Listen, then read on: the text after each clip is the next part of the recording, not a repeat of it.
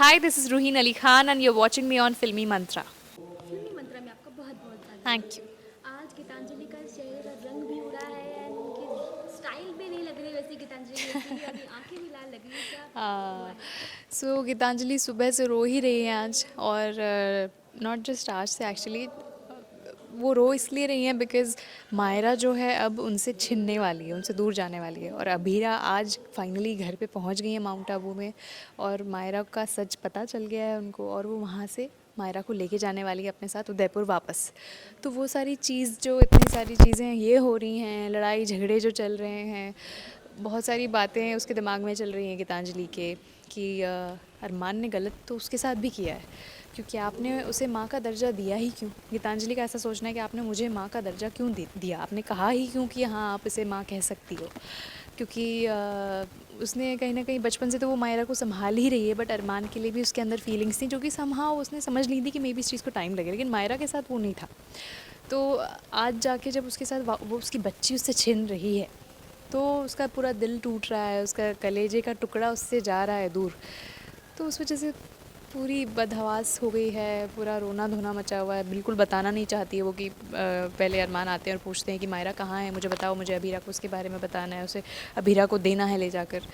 तो पहले वो बताती नहीं, खुद को दरवाज़ा बंद करके अपने अंदर लॉक कर लेती है, फिर अरमान दरवाज़ा तोड़ के अंदर आते हैं, एंड देन फाइनली वो समझती है कि उसको बताना तो पड़ेगा ही, तो वो बताती है कि वो पड़ोस में है, पड़ोस वाली आंटी के यहाँ है, वहाँ जाके उसको लेने जाने वाले होते हैं, इतने में अभीरा पहुँच जाती हैं।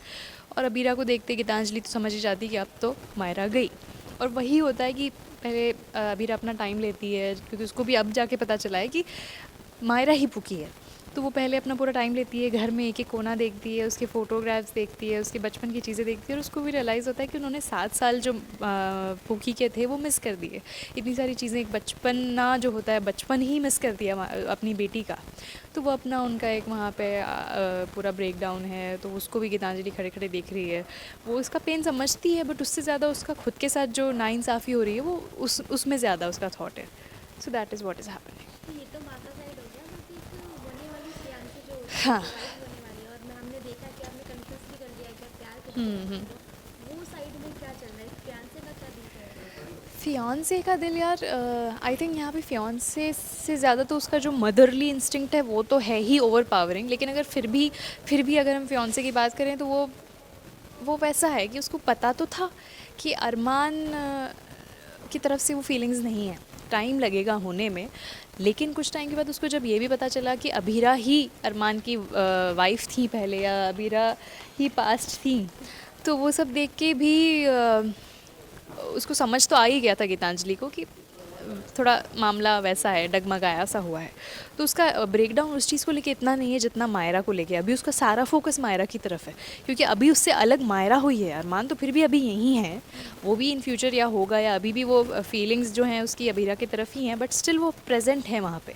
और वो सब हटा के सबसे मेन चीज़ अभी मायरा ही है उसके लिए। तो वो उसका मेन, आई थिंक, एक अंदर का इमोशन है मायरा। जी, और जितना इमोशनल सीन आपने किया है, बहुत रोना है, मेंटली खुद को प्रिपेयर करना होता है, और एक माँ ही जैसा फिट इन करना, हाँ, तो कितना कुछ डिफिकल्ट होता है as an actor. It is very difficult यार, बिकॉज़ क्या होता है ना कि आप, चलो ठीक है, आप इमोशन में हो, सब हो, आप समझ रहे हो, आप उस चीज़ को कर रहे हो, लेकिन यहाँ पे चीज़ें कभी कभी कट्स, कभी कभी मोस्टली हमेशा कट्स में ही होती हैं। तो आपको वो इमोशन मेंटेन करके रखना, कि आप अभी रो रहे हो, एकदम से बीच में कुछ आपके बाल आ गए, आपका फेस कवर हो गया, तो वहीं कट हो जाता है। फिर आप एकदम से रोते रोते चुप हो गए, फिर आप वापस से सारा सेटअप वेटअप होता है, फिर आप वापस से आपको उस मूड में आना है। अगर आप बहुत तेज़ रो रहे थे, वहीं आपका कट हो गया, फिर आपको उसी मूड को टच करना है।